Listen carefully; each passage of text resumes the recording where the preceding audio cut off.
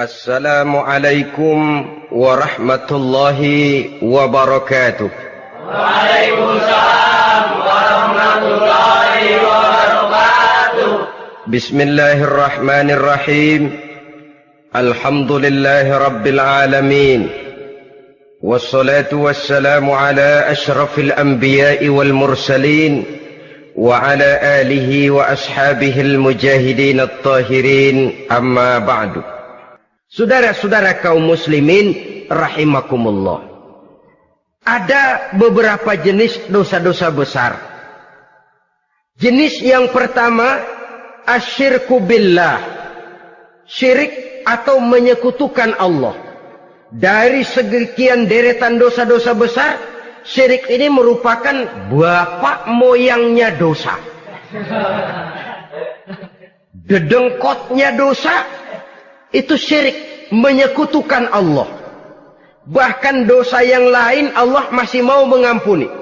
Tapi kalau sudah syirik, menyekutukan Allah, itu sudah satu dosa yang tidak berampun sama sekali. Oleh karena itu tepat pesan Imam Ghazali tadi. Jadi di safinah fa'inal bahru amik. Jaga iman, pelihara akidah, dandani kapal. Karena hidup ini gelombang lautan sangat dalam, hidup banyak cobaan.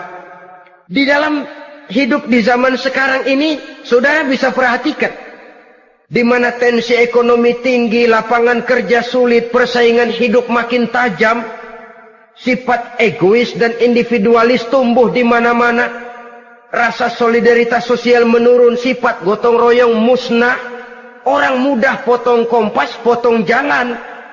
Ingin cepat kaya, ingin cepat naik pangkat, ingin dapat kedudukan. Kadang-kadang akidah pun terjual, akidah pun musnah, jatuh ke jurang syirik pun tidak jadi soal. Itu yang kita khawatirkan. Kalau dosa-dosa yang lain Allah masih mau mengampuni, tapi kalau sudah jatuh kepada syirik, Allah sama sekali tidak akan memberikan ampun.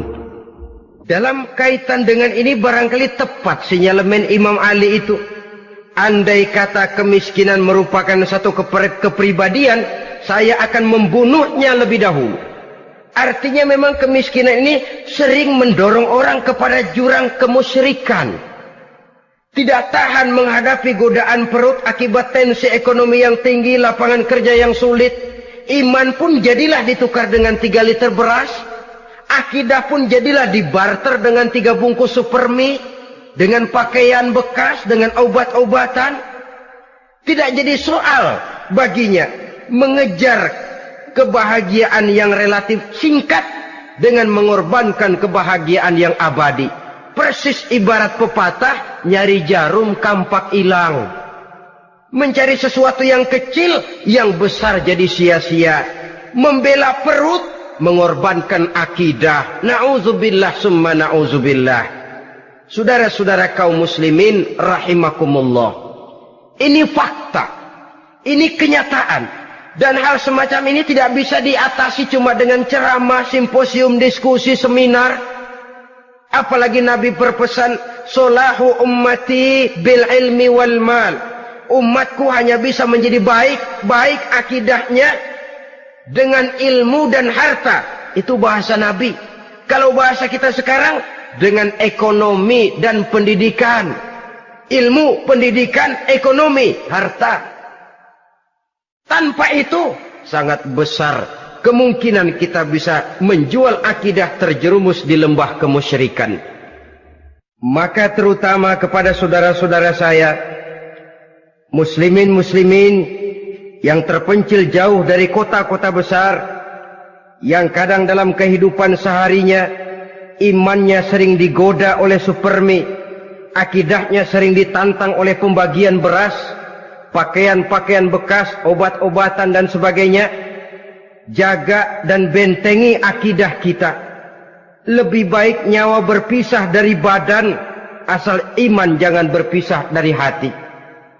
Kepada adik-adik saya para remaja, para pemuda di kota-kota besar, yang iman dan akidahnya sering ditantang dengan minuman-minuman keras, fasilitas-fasilitas yang menghanyutkan, yang secara terarah dan praktis sedikit demi sedikit menggiring kita untuk keluar dari nilai-nilai akidah. Hati-hati, jaga baik-baik, sebab intan paling mahal, mutiara paling berharga, tidak lain nilai iman ini. Tergelincir kita daripadanya, jatuh ke lembah kemusyrikan, jatuh ke satu dosa yang teramat besar, yang Allah tidak akan pernah memberikan ampun lagi. Ini dosa besar yang pertama. Yang kedua, qatlun nafsi illa bilhaq, membunuh orang tanpa alasan yang benar. Di zaman kesulitan ekonomi kadang-kadang orang mudah nekat. Tengok saja, kadang-kadang karena pasal uang 100-200 perak saja nyawa bisa melayang. Kadang-kadang karena urusan yang remeh, salah omong, salah ambil, salah ucap, salah pegang, nyawa bisa jadi melayang. Alangkah murahnya nyawa, seakan-akan kita yang punya. Padahal nyawa itu hak milik Allah. Tidak pantas kita merampasnya, tidak pantas kita menghilangkannya dari jasad seseorang. Oleh karenanya, membunuh orang merupakan satu dosa yang sangat besar. Jangankan kepada orang yang seakidah, orang yang lain akidah saja pun, kalau dia hidup berdamai, rukun, berdampingan, kita harus melindungi. Apatah lagi teman seakidah sendiri. Saudara-saudara kaum muslimin rahimakumullah. Pantas kalau Nabi menyatakan, apabila dua orang Islam sudah saling berkelahi, berbunuh-bunuhan, al-qatil wal maqtul finnar, yang membunuh dan yang dibunuh dua-duanya sama-sama masuk neraka. Sahabat heran, ya Rasul, kalau yang membunuh masuk neraka sih wajar, tapi yang terbunuh kok neraka juga, kenapa? Kata Rasul, sebenarnya dia juga cuma sudah niat untuk membunuh, cuma keduluan saja. Andai kata dia tidak terbunuh, tentu dia yang akan membunuh. Saudara-saudara kaum muslimin rahimakumullah, Islam sesuai dengan namanya adalah agama damai. Kita tidak boleh mencari-cari musuh, walaupun tidak boleh lari kalau bertemu musuh. Oleh karenanya, pantang seorang muslim menimbulkan benih keonaran menjadi biang kerok buat lingkungannya. Sesuai dengan namanya, seorang muslim adalah seorang yang dalam hidup senantiasa berusaha menebarkan salam, menebarkan kedamaian, ketenangan dan ketentraman. Dengan prinsip, musuh jangan dicari, bertemu pun jangan lari. Yang ketiga, termasuk dalam kelompok dosa besar ini, syurbul khamr, meminum minuman keras. Termasuk di dalam kata khamr ini ganja, morfin, narkotik. Sebab apa? Jenis minuman semacam itu tidak hanya merusak keadaan sekarang, tapi sekaligus merusak kehidupan yang akan datang. Kalau itu jatuh di tangan generasi muda, artinya kan merusak kehidupan masa depan daripada suatu bangsa. Karena apa? Remaja dan pemuda merupakan bentuk miniatur daripada kehidupan bangsa. Akan bagaimana warna umat Islam di Indonesia, bahkan akan bagaimana warna Indonesia 30, 40, 50 tahun yang akan datang, remaja sekarang jawabannya. Kalau remaja kita sekarang ini kerjanya cuma bisa nyekek botol, insya Allah bangsa Indonesia 30-40 tahun yang akan datang akan tumbuh menjadi bangsa teler. Tidak banyak yang bisa kita harapkan. Remaja adalah gambaran masa depan dari satu bangsa, dari satu umat. Dan remaja itu di dalam dirinya secara fitrah terkumpul semua bakat, terdapat semua kemungkinan. Kita ini lahir membawa sifat pemimpin, tapi juga membawa sifat pengacau. Kita ini ada bakat jadi orang jujur, ada bakat jadi pengkhianat. Kita ini ada bakat menjadi orang baik-baik, kita juga punya bakat jadi biang kerok. Kita kemungkinan bisa jadi pemimpin bangsa, tapi juga bisa menjadi pemimpin bangsat. nanti lingkungan dan pendidikan akan menumbuhkan, membentuk mana yang tumbuh lebih subur. Kalau lingkungan dan pendidikannya lebih banyak bercerita tentang kejujuran, maka nilai kejujuran yang akan tumbuh lebih banyak dalam jiwanya. Dan insya Allah diharapkan dia akan menjadi manusia yang jujur di kelak kemudian hari nanti. Dan masalah minuman keras ini sebenarnya berkait. Kita tidak bisa cuma menyalahkan remaja saja, menyalahkan pemuda saja. Karena bagaimanapun masalahnya kompleks. Menghancurkan sesuatu tanpa melihat kausalnya, tanpa melihat sebab akibatnya, kan sama juga bohong. Kemungkinan karena broken home, kemungkinan karena pergaulan, kemungkinan karena kurang perhatian orang tua, kemungkinan karena akibat bacaan, tontonan, atau fasilitas berupa dibukanya pabrik-pabrik minuman keras, dijualnya minuman-minuman keras, di warung-warung yang remang-remang, yang memberikan kenikmatan, kebahagiaan dan kebanggaan tersendiri, sehingga akhirnya orang terangsang untuk datang dan minum di sana. Pada dasarnya memang sepele, cuman minum, nggak ngerugiin orang lain kan? Iya, pada waktu minum. Tapi dikala sudah mabuk, out of control, apapun bisa kita lakukan. Yang kita ucapkan kita tidak sadari lagi, yang kita kerjakan tidak kita sadari lagi. Dikala itu segala macam kejahatan bukan sesuatu yang tidak mungkin untuk kita laksanakan. Nggak ngerugiin orang lain, memang pada saat mau minum. Tapi begitu minum, mabuk, kita bisa merugikan orang lain. Setidaknya merugikan diri sendiri. Pertumbuhan IQ menjadi lemah, semangat kehidupan hilang, gairah kerja menurun, kalau tidak ada sama sekali. Lalu apa yang bisa kita lakukan di dalam kehidupan? Dan akan lebih celaka kalau ini menimpa kehidupan generasi muda kita. Kadang-kadang yang ironi ya, kalau yang orang tuanya mampu barangkali masih tertolong, tapi yang orang tuanya kondisi ekonomi lemah masih kepengen teler juga. Orang tuanya nggak mampu masih pengen mabuk. Dari ganja, morfin nggak dapat, akhirnya kaleng cat diisepin. Yang penting kan bisa teler, mendatangkan satu kebahagiaan tersendiri. Itu sebabnya memang satu kejahatan menurut teori polisi ya, hanya bisa terjadi karena faktor N dan K, niat dan kesempatan. Niat ada, kesempatan ada, jadi orang jahat. Kurang salah satunya, biasanya kejahatan terbendung. Niat ada, kesempatan tidak ada, sulit berbuat jahat. Kesempatan ada, niat tidak ada, tidak mungkin orang jahat.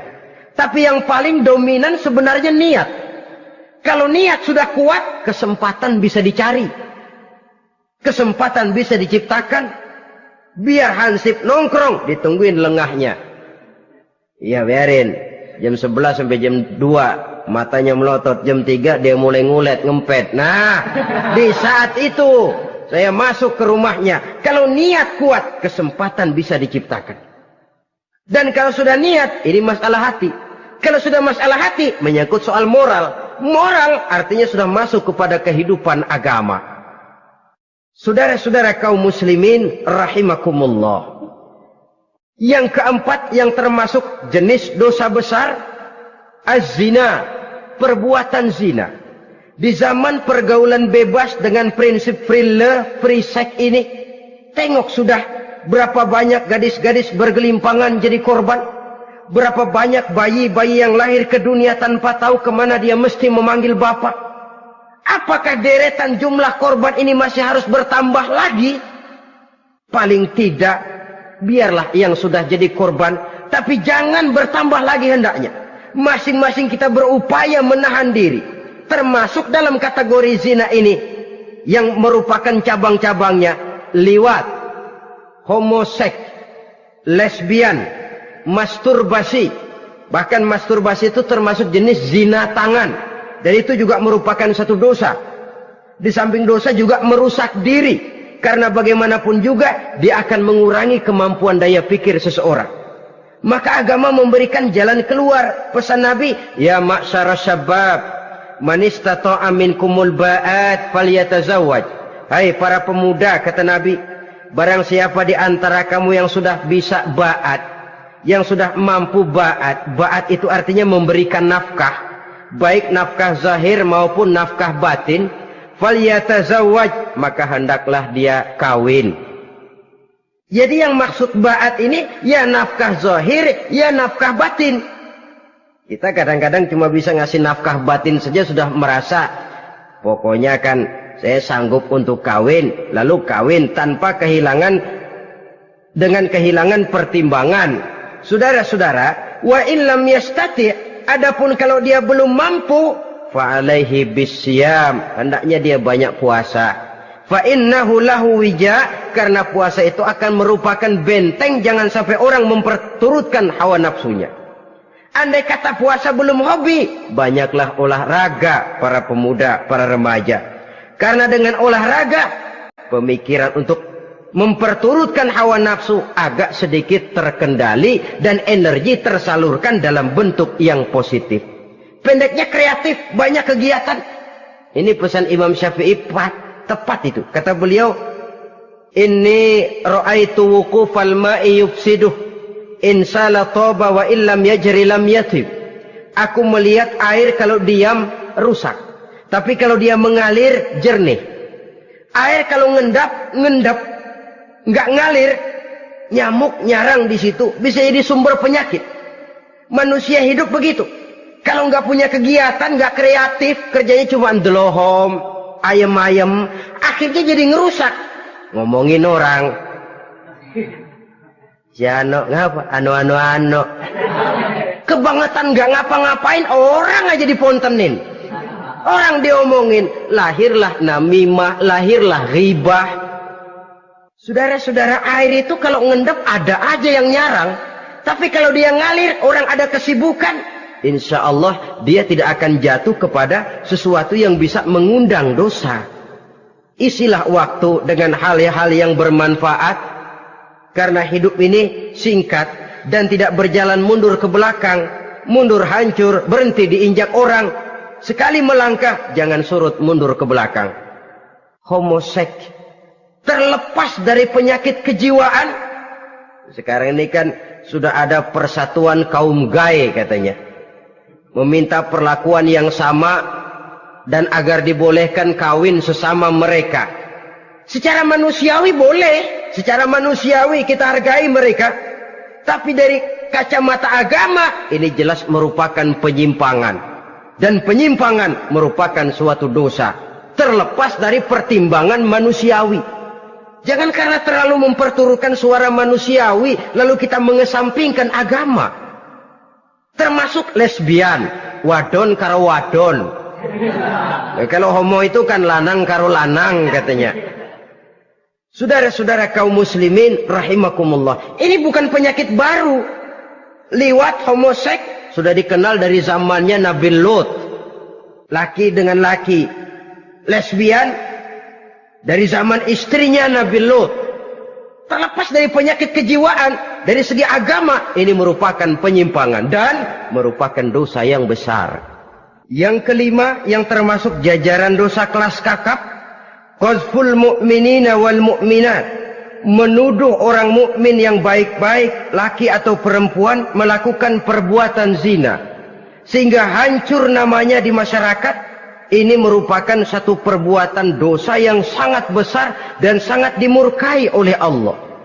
Saudara-saudara kaum muslimin rahimakumullah, oleh sebab itu ditentang masalah ini, kalau memang tidak ada saksi, jangan sembarang kita enteng lidah menuduh orang lain berbuat zina, menuduh orang lain berbuat serong. Dosanya kelewat besar di dalam kehidupan. Karena apa? Mencari harga diri itu berat, memelihara kehormatan diri jauh lebih berat. Satu kali orang dihancurkan namanya di masyarakat, dia akan terisolir jadinya. Oleh karenanya, berlindung kita kepada Allah, jangan sampailah dihinggapi oleh sifat ini. Karena sentimen kita kepada seseorang, karena hasad kita kepada seseorang, tidak senang melihat orang lain lebih maju, lalu lidah ini seenaknya saja mengucapkan kata. Padahal sanksi dan resikonya sangat besar. Yang kita tuduh barangkali mendapat pahala dari Allah. Kita sendiri yang menuduh tanpa saksi, tanpa alasan yang benar, mendapat dosa yang sangat besar. Saudara-saudara, memang kadang-kadang aneh dalam hidup ini. Seorang pelacur biasanya bisa menjaga mulutnya di masyarakat, kata-katanya baik, sopan. Kenapa? Karena mulut yang satu sudah tidak terjaga.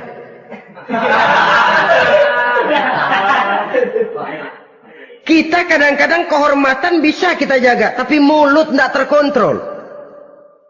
Ngomong saenake dewe, bikin orang mangkel, kesal, fitnah sana, fitnah sini, menghancurkan nama baik orang, ngomongin yang macam-macam. Bagai-bagai macamlah caranya. Saudara-saudara kaum muslimin yang berbahagia.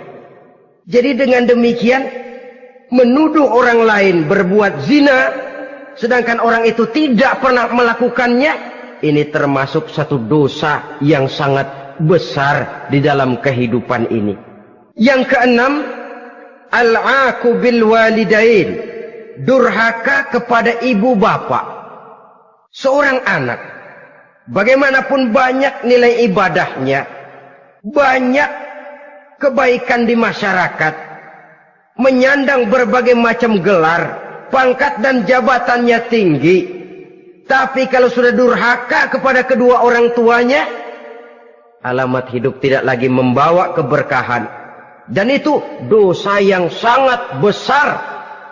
Sampai Nabi sabdakan, ridho Allah ada di dalam keridhaan ibu bapak, murka Allah pun ada di dalam kemurkaan ibu dan bapak. Walaupun belum tentu setiap kita orang tua, tapi yang jelas setiap kita adalah anak. Dan setiap anak punya ibu dan bapak. Jangan sampai kacang lupa kepada kulitnya. Saudara-saudara kaum muslimin rahimakumullah, durhaka kepada ibu bapak merupakan perbuatan yang sangat dimurkai oleh Allah. Apalagi ibu yang telah melahirkan kita, bahkan mengandung kita. Begitu juga bapak yang telah berusaha peras keringat banting tulang untuk mengasuh membesarkan kita. Tidak ada perbuatan baik yang kita lakukan untuk bisa menebus kebaikan daripada ibu dan bapak kita. Setidaknya kalau belum bisa berbuat baik kepadanya, kepada keduanya, janganlah menyakiti hati keduanya. Itu saja dulu yang harus dijaga. Kadang-kadang sudah berbuat baik enggak, nyakitin melulu. Sudah nyenangin belum bisa, saban sehari nyakitin saja. Padahal kedua orang tua itu doanya manjur, sebagaimana sumpahnya juga bisa jadi kenyataan. Dan sering bahkan menjadi kenyataan. Sampai ibu bapak sudah wafat, sudah meninggal sekalipun, kewajiban berbakti masih harus terus dilakukan oleh seorang anak. Lalu yang ketujuh, at-tawalli yaumaz zahfi, berpaling pada hari pertempuran. Orang sedang sibuk-sibuk menghadapi musuh, maksudnya berjuang membela agama ini, dia lari menyelamatkan diri. Pengecut, mental munafik. Ayo, kalau demi agama, mari kita maju ke depan. Allahu Akbar, yang besar Allah, yang lain kecil semua, maju. Orang lain maju serentak, dia mundur jauh ke belakang.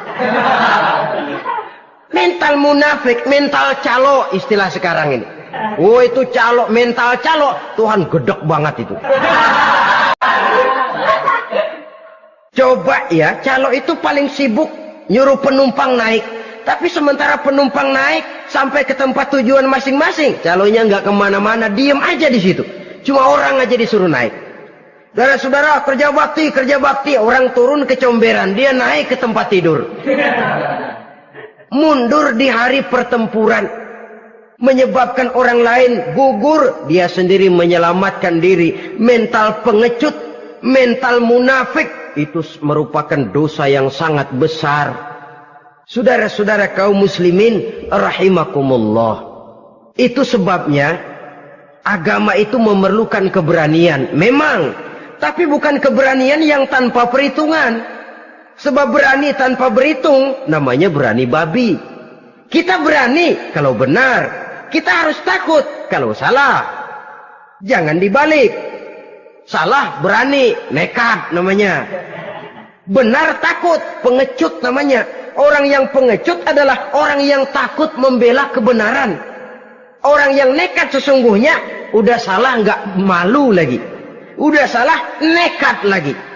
Merasa rugi berbuat kebaikan, puas kalau berbuat kejahatan.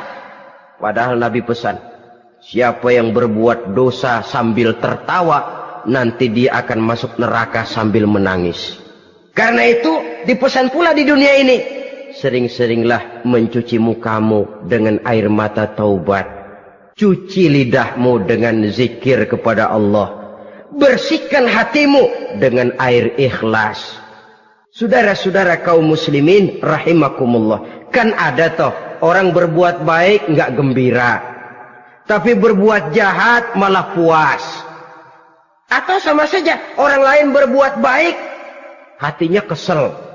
Orang lain berbuat jahat, dia malah mendukung. Atau orang lain tergelincir berbuat jahat, dia malah girang.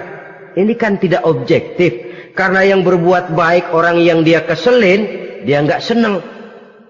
Tetapi karena yang berbuat jahat, orang yang dia senengin, dibenerin juga. Itu nggak objektif namanya. Mundur di hari pertempuran pada saat saudara-saudara kita sedang menghadapi musuh, sikap pengecut yang sangat dibenci Allah. Yang kedelapan, termasuk kelompok dosa besar, aklu malil yatim, makan harta anak yatim. Kadang-kadang ada orang mengeksploitir loh nasib anak-anak yatim. Karena biasanya para dermawan peka kalau mendengar nasib yatim, memberikan santunan. Si yatim belum makan, yang ngurusin udah pada kenyang. Mengeksploitir, memakan harta anak yatim termasuk dosa yang sangat besar. Sehingga Nabi pesan, ana wa kafilul yatim kahataini yaumal qiyamah. Aku dan orang yang menyantuni anak yatim seperti dua jari ini di hari kiamat. Rumah yang paling dimuliakan Allah adalah rumah yang di dalamnya ada anak yatim yang hidupnya dihormati. Hidupnya disantuni, keperluannya dicukupi. Maaf saja, tahap kita menyantuni anak yatim ini baru tahap setahun sekali. Kalau Muharram kita agungkanlah, kita besarkan. Lebaran yatim katanya.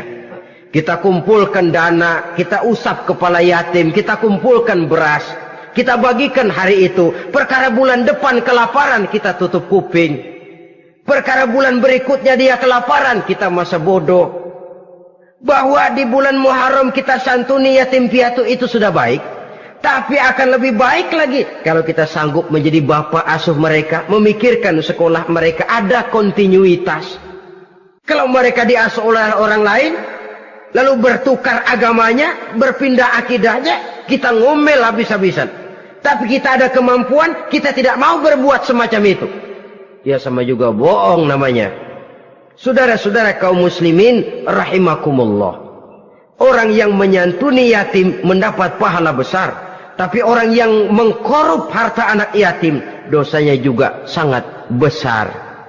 Berhati-hatilah kalau kita diberikan kepercayaan oleh masyarakat untuk mengurus anak-anak yatim. Karena pahalanya besar, resikonya juga besar.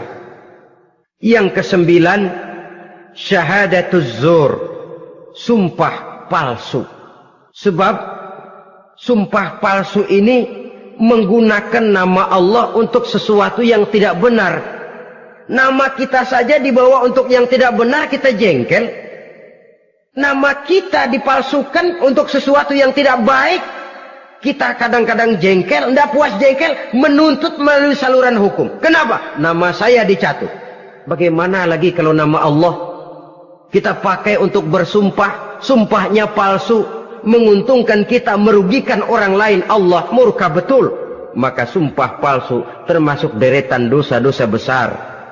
Apalagi yang ke-10, aklu riba, makan riba alias renten. Ini kan yang cepat mendatangkan uang. Kadang-kadang kalau yang bikin riba itu orang awam barangkali, ya masih kita maklumin. Kadang-kadang penyakit ini datang menimpa mereka juga yang kita kenal kebaikannya. Bahkan suka datang ke musola, rajin ke masjid kadang-kadang. Riba masih dimakannya. Karena cara cari duit paling enak. Duit utuh, tambahnya terus masuk. Na'udzubillah, summa na'udzubillah. Itu yang diibaratkan dalam perjalanan Mi'raj. Waktu Nabi diperlihatkan neraka. Orang perutnya sebesar rumah, dililit ular. Diseret-seret itu hancur perutnya. Dibulatkan lagi, diseret lagi, hancur lagi. Dibulatkan lagi, terus menerus begitu. Dia berteriak, mengerang, mengeluh, mengaduh kesakitan. Nabi tanya, itu apa Jibril? Itu contoh dari umatmu yang suka makan riba Muhammad. Makan renten. Saudara-saudara, ini kan mencekik leher orang. Orang sedang kesulitan. Kelihatannya sih baik, menolong. Tapi di belakang menolong itu nyekek. Di belakang nolong itu nyekek. Dan nyekek itu sebenarnya tujuan utamanya. Orang yang menjalankan riba pada dasarnya tidak punya peri kemanusiaan kok. Kalau dia kelihatannya mau menolong, kelihatannya motifnya mencari untung di belakang itu. Jauh dari kemanusiaan. Yang ke-11, saudara-saudara, termasuk jajaran dosa besar itu, qat'ur rahim. Memutuskan silaturahmi. Marah, hobi sama marah. Kalau 3 hari nggak marahan sama orang, ngebet palanya. Selalu nyari gara-gara. Kalau udah marah berlaku perpanjangan waktu. Tahun, 2 tahun, kadang-kadang seumur hidup. Saudara hadirin yang saya muliakan. Apalagi mengurangi timbangan termasuk kelas dosa besar. Makan suap termasuk dosa besar. Semir menyemir dosa besar. Apalagi bunuh diri. Nah ini, bunuh diri dosa besar. Kadang-kadang karena sulit nekat. Daripada hidup susah mendingan mati